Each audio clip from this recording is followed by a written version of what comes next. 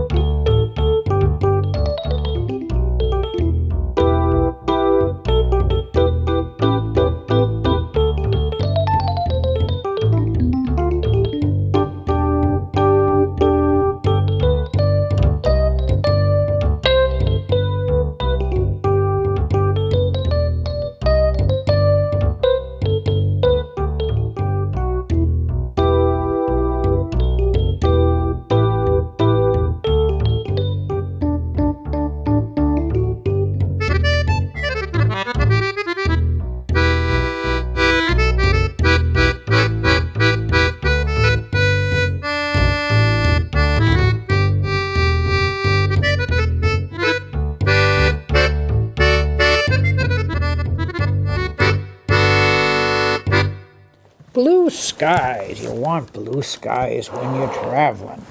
That's for sure. Well, in 1953, I don't know who wrote it, but a fellow wrote a song. And, you know, not much happened with it. Around 1962, 63, a young fellow named Tony Bennett recorded the song, and it went crazy. Became his signature theme song, and but a little city or a big city out in California named San Francisco, and I think Tony says he left his heart there. I'm not sure how or why, but every year they would have him come in and sing the song, and I guess the word on the street is that actually saved his career. And of course, like most of these folks that whose songs we play, we lost Tony also a couple of years ago. So let's see if we can try to find Tony's heart. It's got to be out there.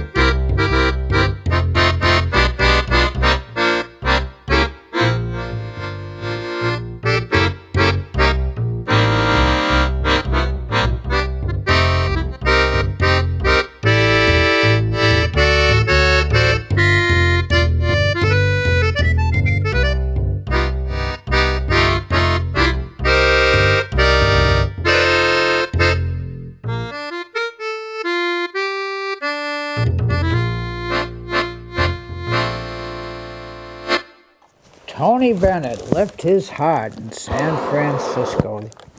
There used to be a music store in the town where we live, up here, where you're in the corner of the country.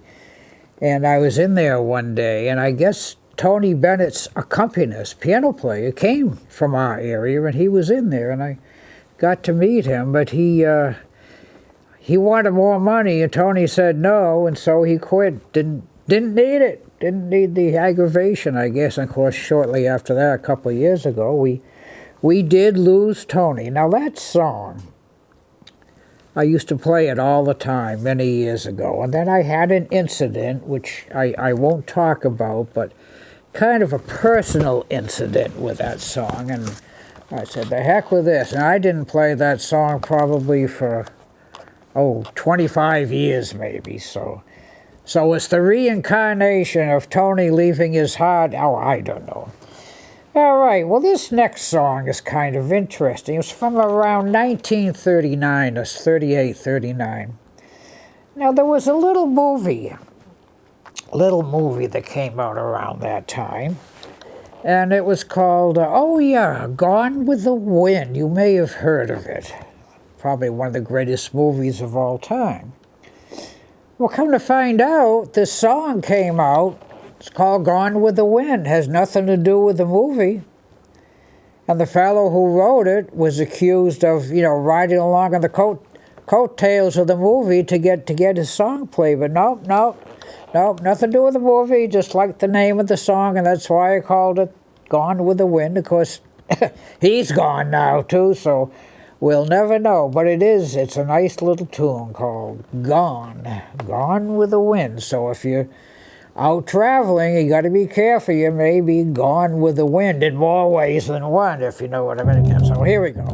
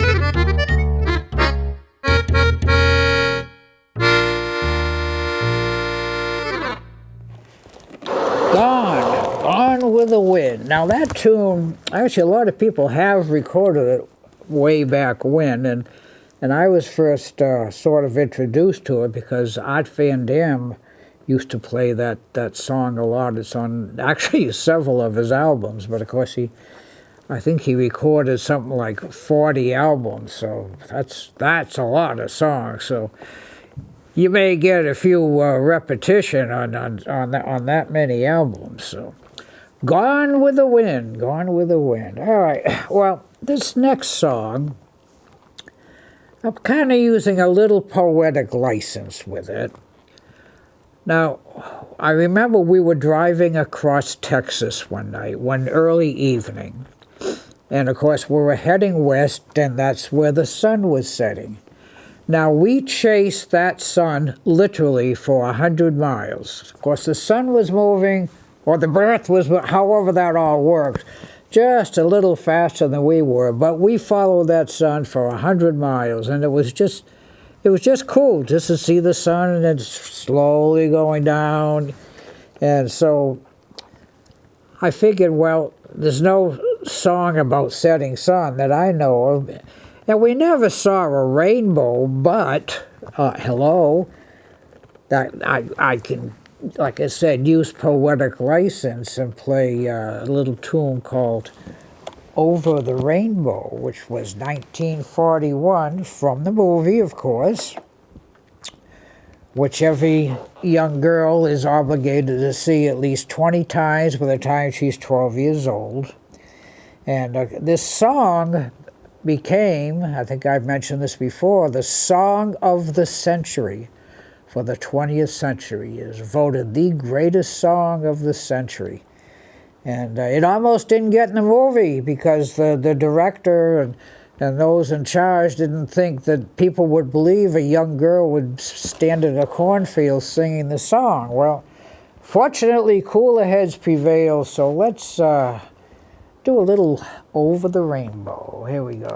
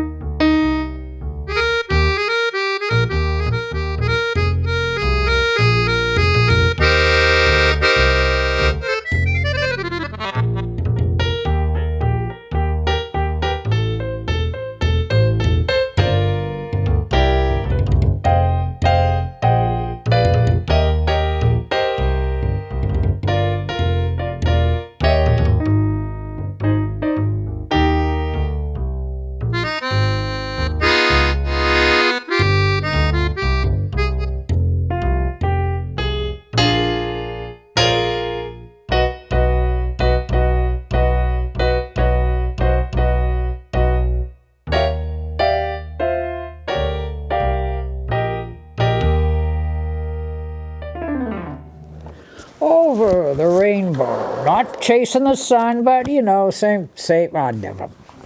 I thought it was a good idea anyway. Well, it's getting down towards the end of our time here, and this song you've probably heard me play many times. One of my favorite tunes. Written in 1953. Was written as a waltz. Well, you know, Coach Dave doesn't play any waltzes, silly waltzes. Around 1962, somebody with the same idea recorded it. In 1953, it was called In Other Words. In 1962, some guy, oh, I can never think of this guy's name. He wasn't very well known. Oh yeah, Sinatra, yeah, Frank Sinatra. Frank Sinatra recorded it. It changed the tempo, changed the 4/4 time, and even changed the name to Fly Me to the Moon. And it just so happens around 1962 was all those great Apollo moon missions, so it just kind of fit in very nicely. So let's see if I can get the right sound on here. That'll be a miracle. And I think that's the one I want. So let's, if you want to, you know, really end your trip on a bang, hey, what the heck, fly to the moon. Here we go.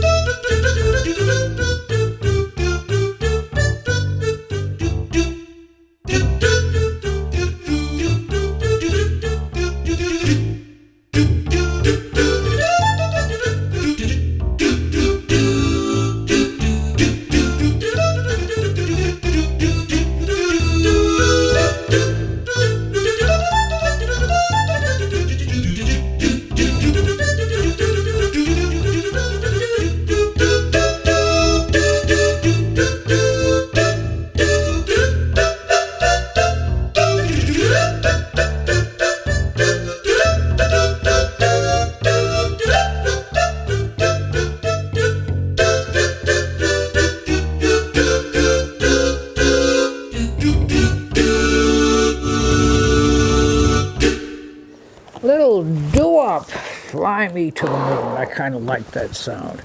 Corey Pesatoro uses that sound a lot, so I guess if he can use it, I mean, you know, hello. Well, we're just about out of time now, and as usual, thank you all for watching, listening, tuning in, and checking us out on the interweb. However it is you catch the show, we certainly appreciate your tuning in. And, of course, as usual, as I always say, bring the young'uns in. Except for Over the Rainbow, which is obligatory for every girl under 12. They haven't heard these other songs, so bring them in, let them hear hear how I do it, then you can go somewhere else and hear how they should be played, but anyway. And, of course, a special thanks to the big guy behind the glass. And we're recording today just a little bit different, which was actually can you believe I came up with a technical idea? Yeah, no, I can't believe it either. So he didn't come screaming out of the control room, so Austin Ricketts, I guess he dragged me through another one, so special thanks to Austin. Now let's go home with, I know, how about, Fly Me to the Moon.